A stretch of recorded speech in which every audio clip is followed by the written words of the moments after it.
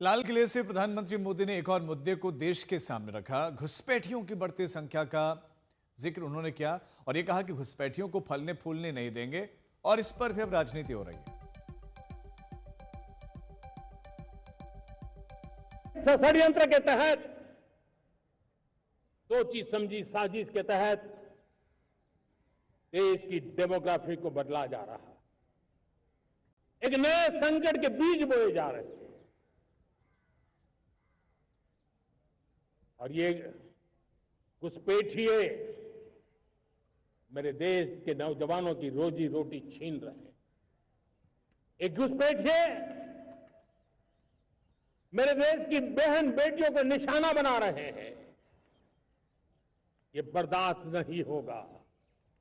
ये घुसपैठिए भोले भाले आदिवासियों को भ्रमित करके उनकी जमीनों पर कब्जा कर रहे हैं। ये देश सहन नहीं करेगा। और इसलिए मेरे प्यारे देशवासियों, जब डेमोग्राफी परिवर्तन होता है, सीमावर्ती क्षेत्रों में डेमोग्राफी में परिवर्तन होता है, तब राष्ट्रीय सुरक्षा के लिए संकट पैदा होता है। देश की एकता, अखंडता और प्रगति के लिए ये संकट पैदा, सामाजिक तनाव के बीज बो देता है। और कोई देश अपना देश घुसपैठियों के हवाले नहीं कर सकता है। दुनिया का कोई देश नहीं कर सकता है, तो हम भारत को कैसे कर सकते हैं? बहुत स्पष्ट बात है, बहुत स्पष्ट बात है। आरएसएस के संदर्भ में दो व्यूज़ हैं इस मुल्क में। एक हमारा व्यू है और एक मोदी जी का और उनके साथियों का व्यू है।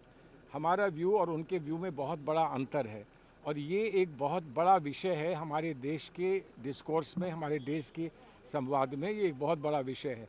इसलिए मैं ये मानता हूँ कि जहाँ पर इतना अंतर है लोगों के बीच में, उसको आज राष्ट्रीय पर्व, एकता पर्व के दिन पर उस विषय को नहीं छेड़ना चाहिए। अब उन्होंने छेड़ा है, मैं उसको आगे नहीं बढ़ाना चाहता।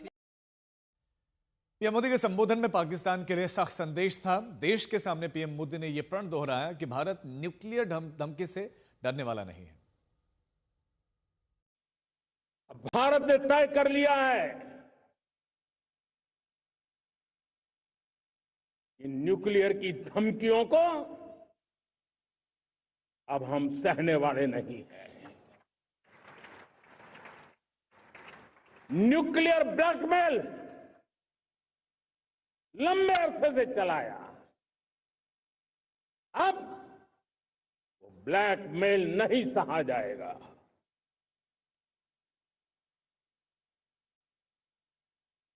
आगे भी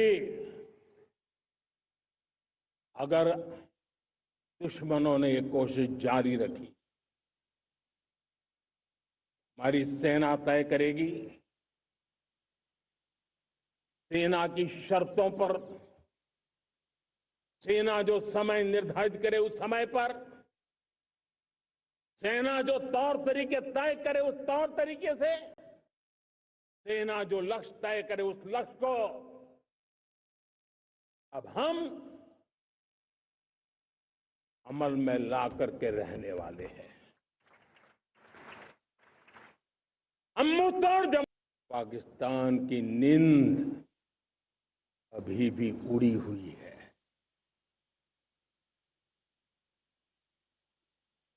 पाकिस्तान में हुई तबाही इतनी बड़ी है कि रोज नए नए खुलासे हो रहे हैं, नई नई जानकारियां आ रही। मेरे प्यारे देशवासियों, हमारा देश कई दशकों से आतंक को झेलता आया हुआ है। देश के सीने को छलनी कर दिया गया है। अब हमने एक न्यू नॉर्मल प्रस्थापित किया। आतंक को और आतंकी को पालने पोसने वालों को, आतंकियों को ताकत देने वालों को अब हम अलग अलग नहीं मानेंगे।